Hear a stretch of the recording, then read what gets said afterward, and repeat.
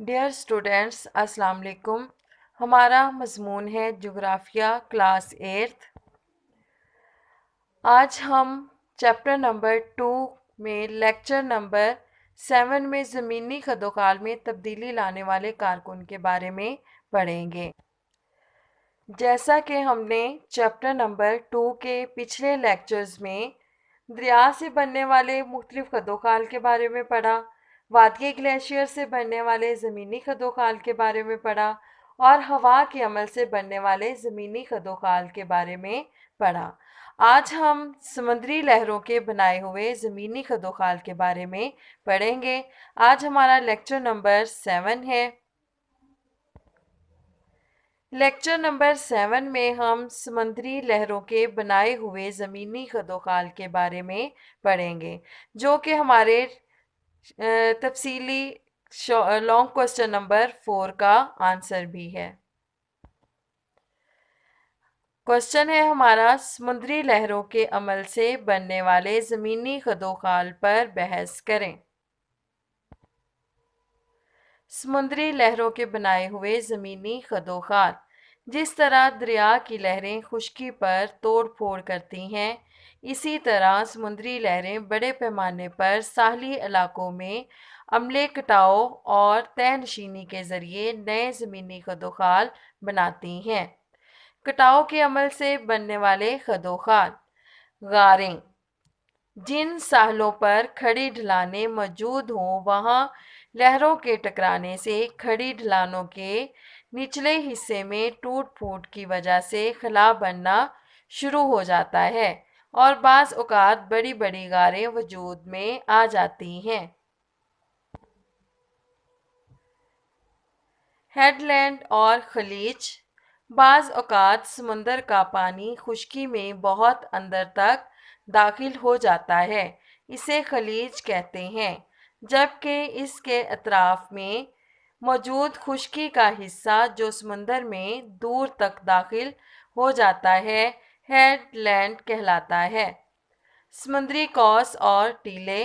Head land کے دونوں طرف سے لہریں ساحل سے ٹکراتی رہتی ہیں۔ بعض اوقات یہ لہریں توڑ پھوڑ کرتی ہوئی ہیڈ لینڈ کے اندر سے راستہ بناتے ہوئے ایک دوسرے سے جا ملتی ہیں۔ ایسے نقش کو سمندری قوس کہتے ہیں، اور جب یہ ہیڈ لینڈ سے الگ ہو جاتی ہیں تو انفرادی ٹیلوں کی صورت میں کھڑی دکھائی دیتی ہیں۔ لہروں کی توڑ پھوڑ سے بننے والے خدوخال پاکستان کے ساحلی علاقے بالخصوص کلفٹن میں دیکھے جا سکتے ہیں۔ کھڑی عمودی ڈھلان۔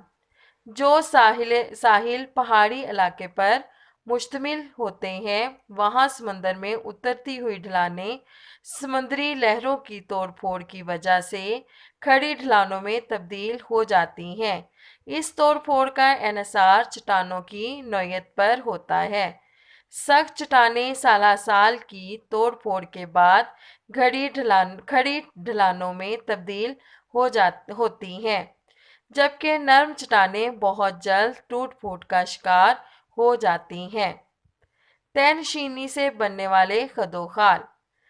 سمندری لہروں کی لائی ہوئی ریت کی تہہ نشینی سے خشکی کے ساتھ ایک ہموار قطع مارزے وجود میں آتا ہے، جسے ساحل کہتے ہیں۔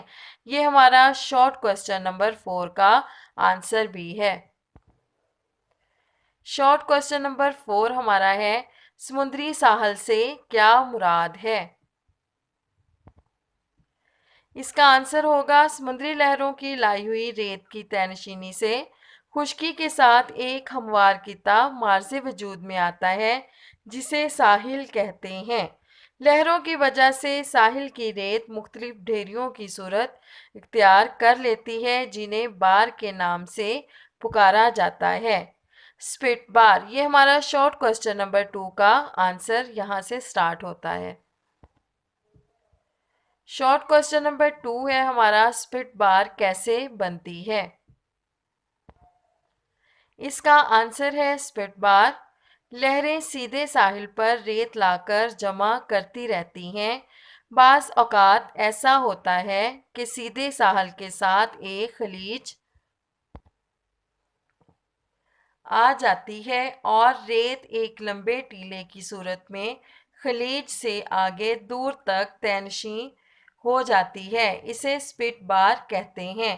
یہاں تک ہمارا شارٹ کوسچن نمبر 2 کا آنسر بھی ہے۔ اب ڈائیگرام میں دیکھیں سمندری لہروں کی تہ نشینی سے بننے والے چند خدوخال: ٹمبولو، کیپسٹ بار، بے ماؤتھ بار اور سپٹ بار۔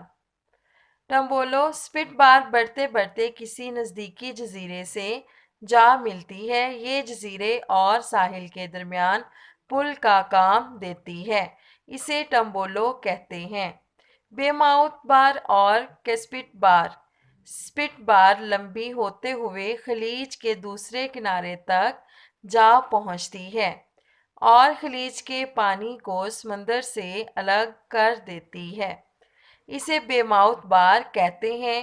دو مخالف سمتوں سے سپٹ بار بڑھتے بڑھتے ایک نوکیلی یا تکونی بار کی صورت میں آپس میں مل جاتی ہے تو اسے کیسپٹ بار کہتے ہیں۔ یہاں تک ہمارے لانگ کوسچن نمبر 4 کا آنسر ہے۔ اب دیکھیں کہ لیسن کے اہم نکات کے بارے میں اب ہم پڑھیں گے کہ کون کون سی اہم باتیں جو تھیں وہ ہم نے اس لیسن میں پڑھی۔ ہماری زمین پر مختلف قسم کے خدوخال پائے جاتے ہیں کیونکہ اس کی سطح ایک جیسی نہیں ہے۔ زمین کی اندرونی قوتوں کی وجہ سے بننے والے بڑے زمینی خدوخال مثلاً پہاڑ، سطح مرتفع اور میدان وغیرہ شامل ہیں۔ پاکستان کے مختلف علاقوں میں دریا، گلیشیئر، ہوا اور سمندری لہروں سے بننے والے خدوخال دیکھے جا سکتے ہیں۔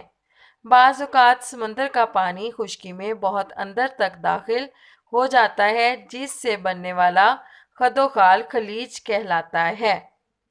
دریا ابتدا میں زیادہ توڑ پھوڑ کا کام کرتا ہے، وہ ہم نے پیچھے بھی پڑھا تھا کہ جب دریا سٹارٹ میں ہوتا ہے تو اس کا جو پریشر ہے یا جو اس کا دباؤ ہے وہ زیادہ ہوتا ہے، اور جیسے ہی اس کی رفتار کم ہو جاتی ہے تو وہ توڑ پھوڑ جو ہے وہ کم کرنا شروع کر دیتا ہے۔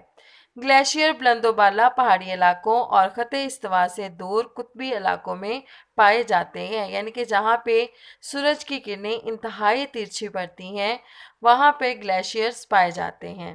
صحرائی اور نیم صحرائی علاقوں میں زمینی خدوخال کی تشکیل زیادہ تر ہوا کے عمل سے ہوتی ہے، یعنی کہ جہاں پہ زیادہ بارشیں نہیں ہوتی وہ صحرائی علاقے کہلاتے ہیں، اور وہاں پہ زیادہ جو زمینی خدوخال بنتے ہیں وہ ہوا کے عمل سے بنتے ہیں۔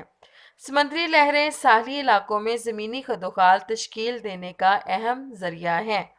جب ہوا بار بار اپنی سمت بدلتی ہے تو ریت کا ٹیلا ستارہ نما شکل اختیار کر جاتا ہے۔ سپٹ بار بڑھتے بڑھتے کسی نزدیکی جزیرے سے جا ملتی ہے تو ٹمبولو جیسے